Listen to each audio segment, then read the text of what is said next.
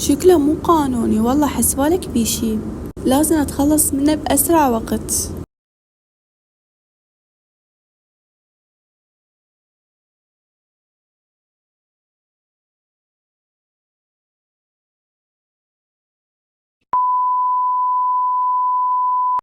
هاي everyone، قررت أصنع الكروشيه وياكم، وهذا الدبدوب كان أول شخص أسويه بالكروشيه، وصار وياي هواي أشياء فقررت أعيد التجربة وياكم. أول شي صار وياي بديت بصنع جسمه وكان كلش ضابط.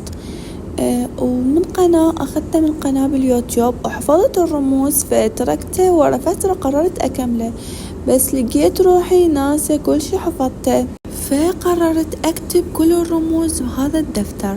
والشي اللي قررت أصنعه وياكم هو هيلو كيتي، أختي كلش تحبها فحبيت أصنعها بنفسي وأهديها إلها لأنه كان عيد ميلادها قريب. وبحثت عن الخطوات لأنه أكيد أني مبتدئة وما أعرف شلون أصنعها.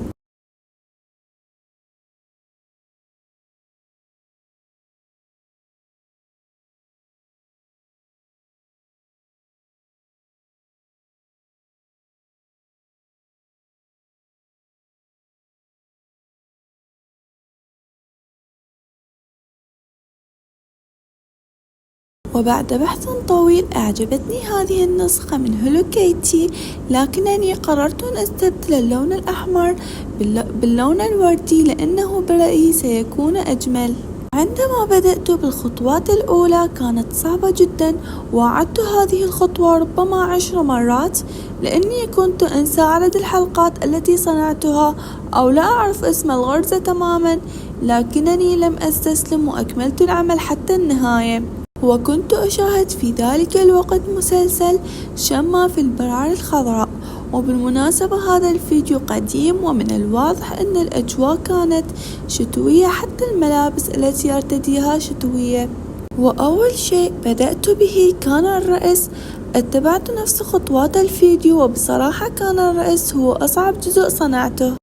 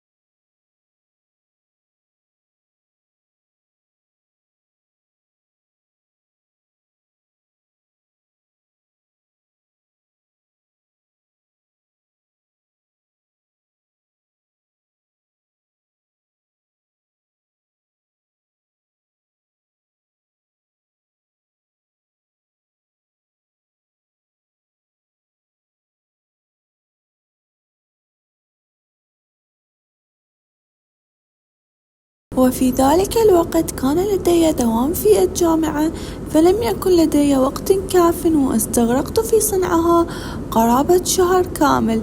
لكن بصراحة لم أكن منزعجة، بل كنت مستمتعة جدا. وعندما أتعب من الجلوس على المكتب كنت أنتقل إلى السرير، وصنعت معظم الأجزاء وأنا جالسة عليه. وأعتذر لأنني لم أتمكن من تسجيل صوتي كثيرا في هذا الفيديو. أعلم أنكم تحبون المقاطع التي أتحدث فيها بصوتي، لكنني أعدكم أنني في الفيديو القادم لن أكون صامتة أبدا.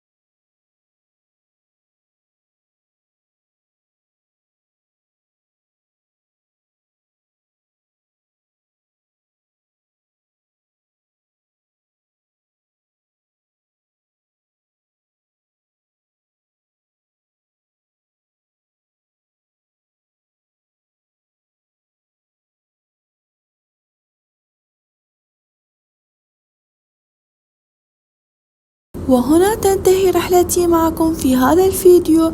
شكرا لأنكم تابعتم حتى النهاية، دعمكم يعني لي الكثير.